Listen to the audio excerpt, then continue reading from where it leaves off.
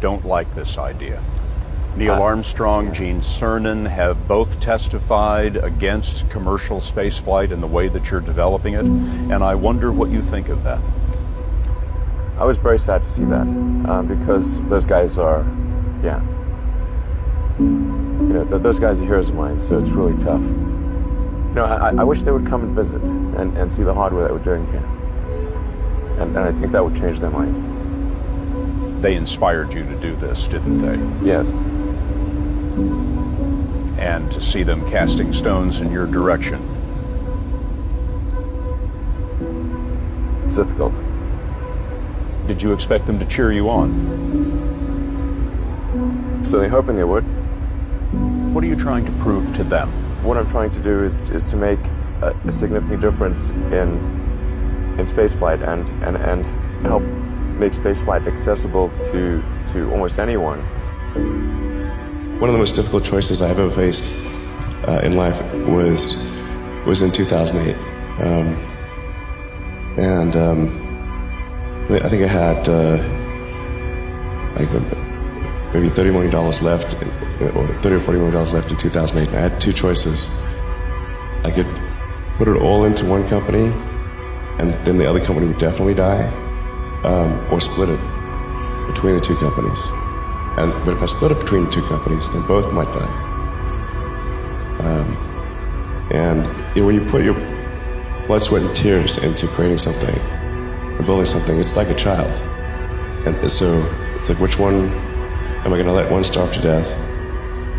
I couldn't bring myself to do it, so I split the money between the two. Fortunately, thank goodness, they both came through. What was your biggest failure, and how did it change you? Well, there's a ton of failures along the way, that's for sure. As I said, for SpaceX, the first 3 launches failed. And we were just barely able to scrape together enough parts and money to do the 4th launch. If that 4th launch had failed, we would have been dead. So multiple failures along the way. I tried very hard to get the right expertise in for SpaceX.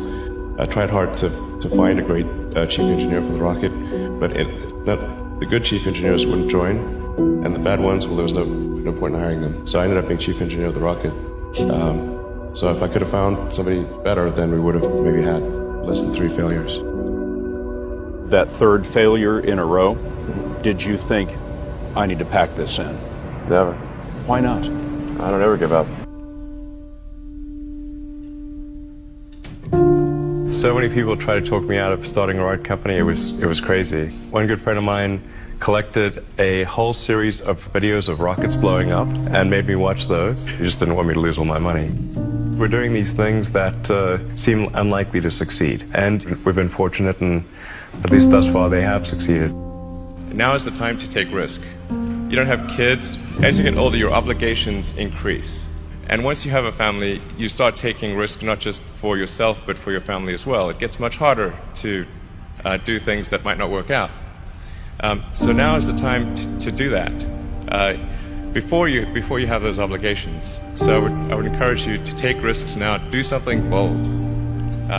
You won't regret it. How did you figure you were going to start a car company and be successful at it? Well, I didn't really think Tesla would be successful. I thought we would most likely fail. But I thought that we at least could address the false perception that people had that an electric car had to be ugly and slow and boring like a golf cart. But you say you didn't expect the company to be successful, then why try? If something's important enough, you should try, even if the probable outcome is failure.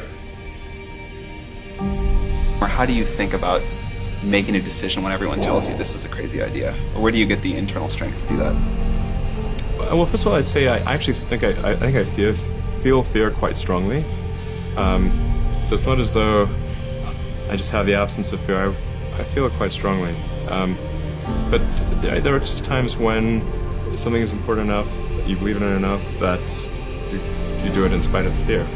I think about what technology solution is necessary in order to achieve the particular goal, and then try to make as much progress in that direction as possible. I think being a multi-planet species and being out there among the stars is important for the long-term survival of humanity, and that's one reason.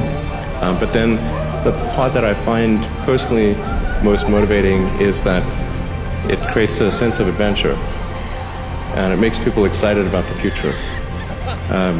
If you consider two futures, one where we are forever confined to Earth until eventually something terrible happens, or another future where we are out there on many planets, maybe even going beyond the solar system, I think that second version is incredibly exciting and inspiring, and there need to be reasons to get up in the morning.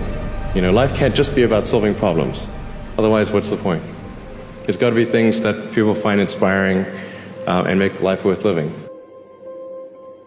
When my brother and I were starting our first company, instead of getting an apartment, we just rented a small office and we slept on the couch. And we showered at the YMCA, and we're so hot up we had one computer, so the website was up during the day, and I was coding at night, 7 days a week, all the time. And I sort of briefly had a girlfriend in that period, and in order to be with me, she had to sleep in the office.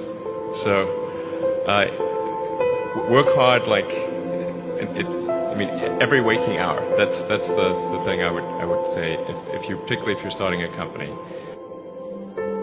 Whatever area that you get into, given that even if you're the best, there's always a chance of failure. So I think it's important that you really like whatever you're doing. If you don't like it, life is too short. If you like what you're doing, you think about it even when you're not working.